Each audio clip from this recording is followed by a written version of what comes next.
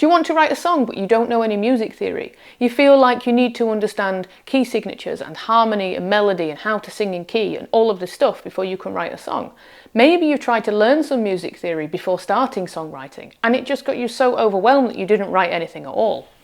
That's how I felt too. The more theory I learned, the more I felt like I couldn't write anything because it would be wrong.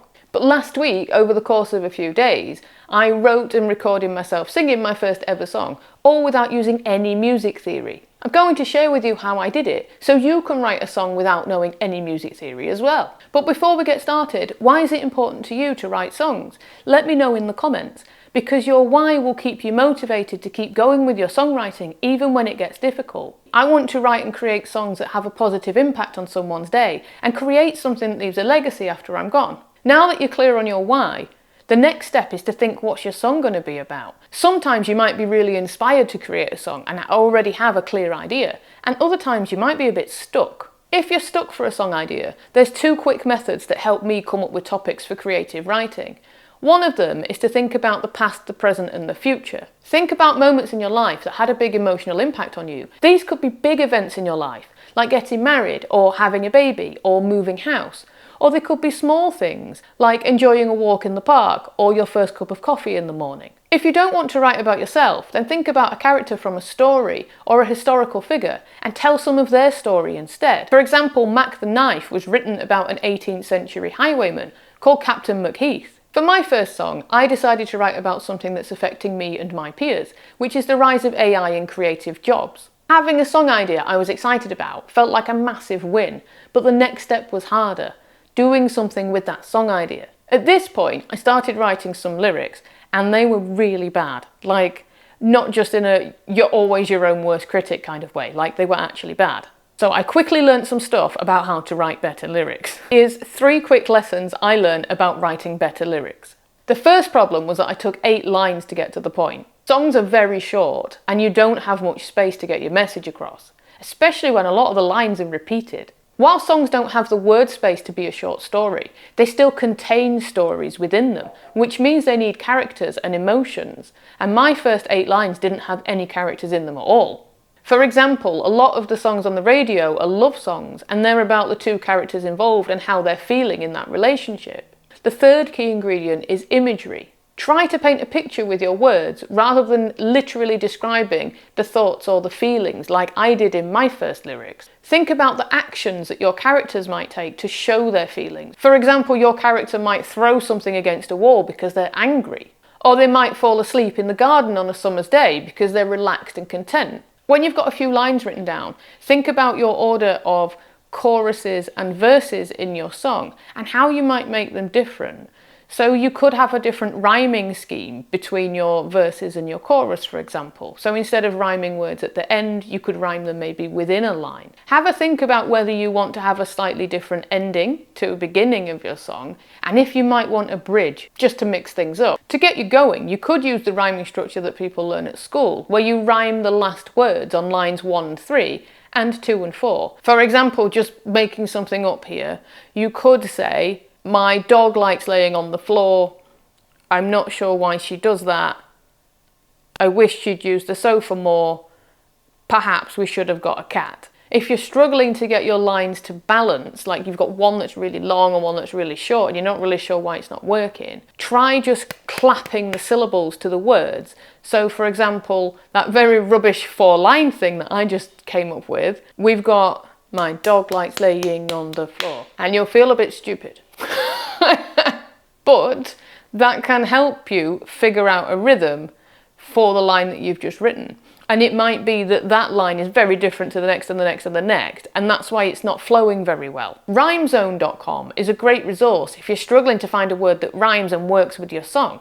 And I really like it because the word that you type in, it will give you a percentage score as to how closely the words it recommends match that word. So you can get one that kind of rhymes or absolutely rhymes, depending on the field that you want for your song. I also like that it shows you the syllables that's in it and which syllables are stressed and unstressed, which can help if you want to have emphasis on a particular part of the word in that line. When I had some ideas for my chorus and my verse sketched out, I thought about what key this song would be in, but without having to learn loads of stuff. So what I did was I looked up the major keys in a table on the internet, and I looked at each row which told me what chords were in each of these keys, and I looked to see which chords I knew I could play on my ukulele, because I didn't want knowing how to play it to get in the way of writing a song, and I didn't want to overthink which chords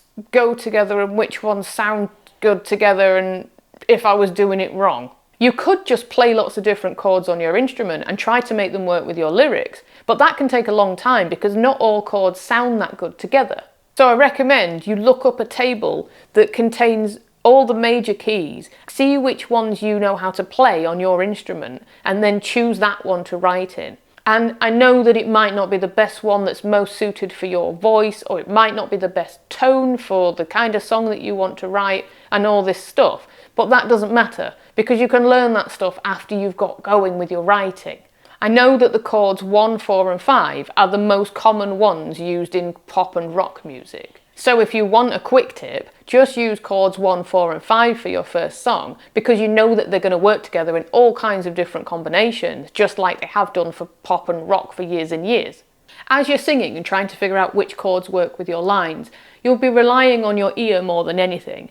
You will recognise patterns and you'll think, oh, that sounds good, that's what works there. And you won't really understand why, but it will be because you've heard it over and over again in lots of songs. Think about the things that you like in the songs that you listen to and the kind of rhythms that they've got, because it might be that you want to write a song in that kind of style. So for example, the kind of songs that I like often change chords quite quickly. So instead of playing each chord 4 times, I might just play it twice.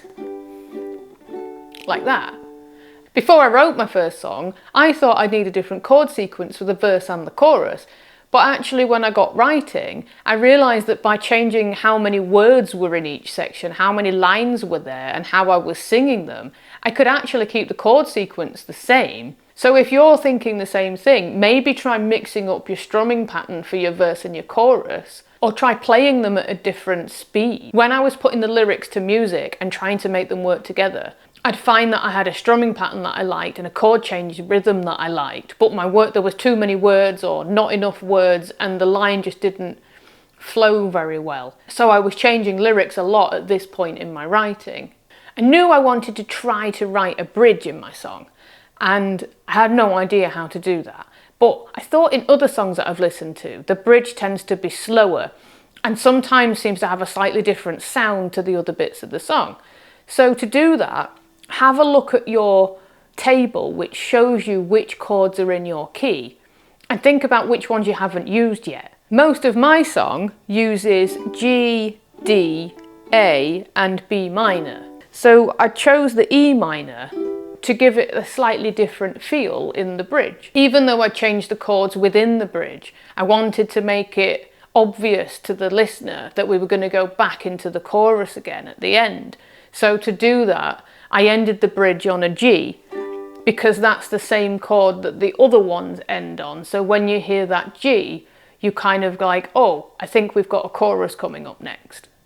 I was really worried I wouldn't know how to end my song. Then I remembered somebody telling me that you can figure out what key a song is written in by the chord that it starts or ends on. So for me, that was a D chord. That made it easy for me to know what to end on because my chorus ended on a G and my verse ended on a B minor. So to end the whole song on a D was different. When you've got your lyrics written down and all your chords and you know what you're playing for each section, all that's left to do is play through your song that you wrote, and make any final changes to it to make sure that you're happy and everything flows really well together. When I did this with my song, I found it really surprising that I couldn't actually remember the chord sequences or the lyrics I'd just written without reading it from my notes. I thought I would have just remembered them because it was me that wrote it, but that wasn't the case. So make sure you're writing this stuff down because you probably will forget it. Even if you're saying it to yourself over and over again as you're writing, you think you can't forget it, it's your song, but you will. Because I don't know how to write music yet, I can't write down which notes I was singing for this song, and even though I've made notes on strumming patterns, I probably won't remember them. So I've recorded myself singing and playing this song so that I can look back at it as a reference for myself in the future. You could do the same thing. You don't even have to share it with anybody else. You can go and watch the video of my first song on this channel. Recording and posting that song was really scary for me because I've never done anything like that before. And people think that public speaking is quite scary, but I think singing and performing your own song is even scarier than any public speaking I've ever done.